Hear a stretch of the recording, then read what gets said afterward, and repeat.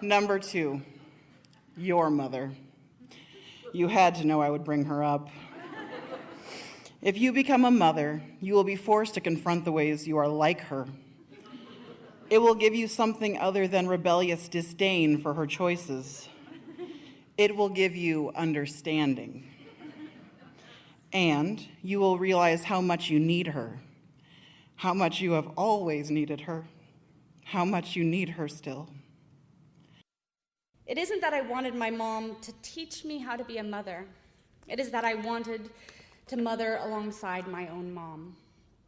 I wanted a chance to know her as a woman, to forgive and be forgiven for all of the before. I wanted time for her to be a grandma, and time for my kids to know her as more than a photo and a series of stories. I thought there would be time for all of this because I was joyfully, blissfully naive. Mothers don't die. They can't die. We need them too much. You held me within you. I was from you, of you, a part of you. But the day I came into this world, you gave me to the world. You left me to make me better. But you left me to wonder of a mother's love and of my worth. I cried because I didn't want to do it. I didn't want another child. I didn't want the responsibility. I didn't know her. I didn't love her. I thought she was cute and small. I felt sadness for her situation, but if, at the moment they handed her to me, I had been given a chance to turn back, I would have taken it and run for the airport. The most heartbreaking thing about miscarriage, I have unfortunately been privy to find, is that no one, not even the sufferer, is ever quite sure how to phrase what, and therefore how much, was lost. I got pregnant again. And again at 16 weeks, saw my fetus on the screen, motionless. Another DNC, more of me cracked and broken. This time, it was a girl. I don't know what to do. Lactation consultants tell me, pump for 5 minutes, stop for 5 minutes.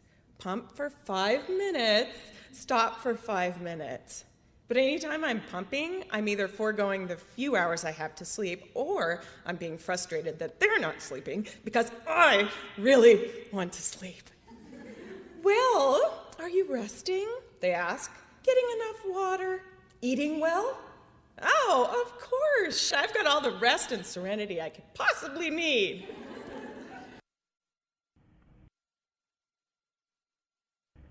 Our doctor very gently began to describe Hobbs's physical attributes. The fold over his cute little ears, the one crease in the palm of his right hand, the beating in his heart. It looked and sounded like Down syndrome. It felt as though someone turned off the oxygen in the room. Everything I thought I knew about God, myself, our family, everything was in limbo. I don't recall Dr. Reynolds' exact words. Something close is, "We've got a long road." Suffocating, hiccuping, stifling, chest-searing sobs.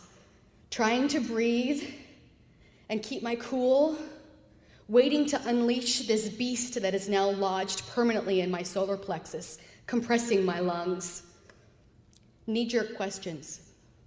Chemo? Yes. Hair loss? Yes. When? Immediately. But my thoughts ranged to another Bolivian mountain, where the previous May, our 25-year-old daughter, Krista, lay dying in a remote Andean ravine.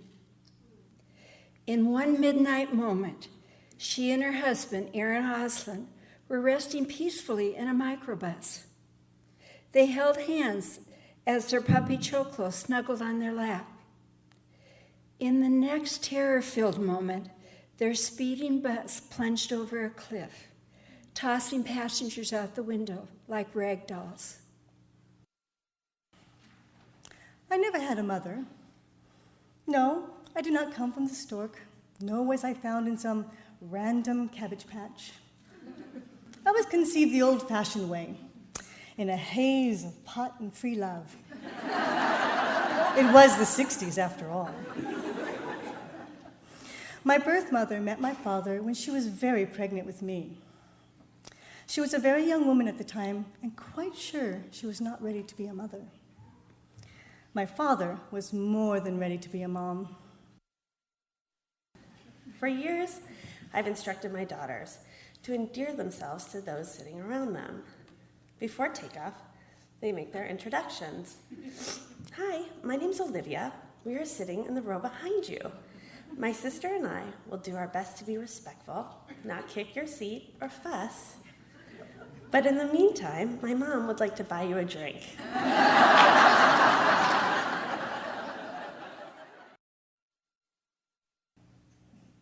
I will tell you what helped my family.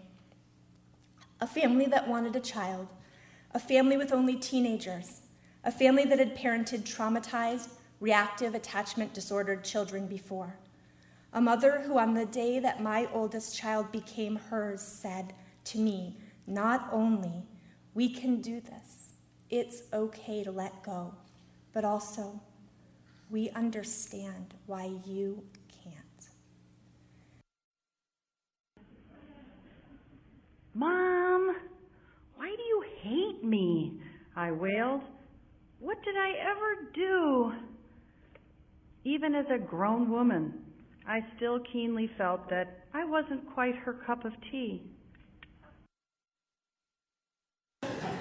Sometimes when I'm running, I have to slice a wide path around hot moms, pushing baby joggers with one hand and holding lattes or dog leashes in the other. At peak times and weather, hot moms stroll 2 or 3 abreast, a brigade of hot moms. They take up the whole damn sidewalk. I grumble. I say snotty things under my breath. But the voice in my head says, be sweet. The voice says, only if you're very lucky will that be you someday. Number 2, your mother. You had to know I would bring her up.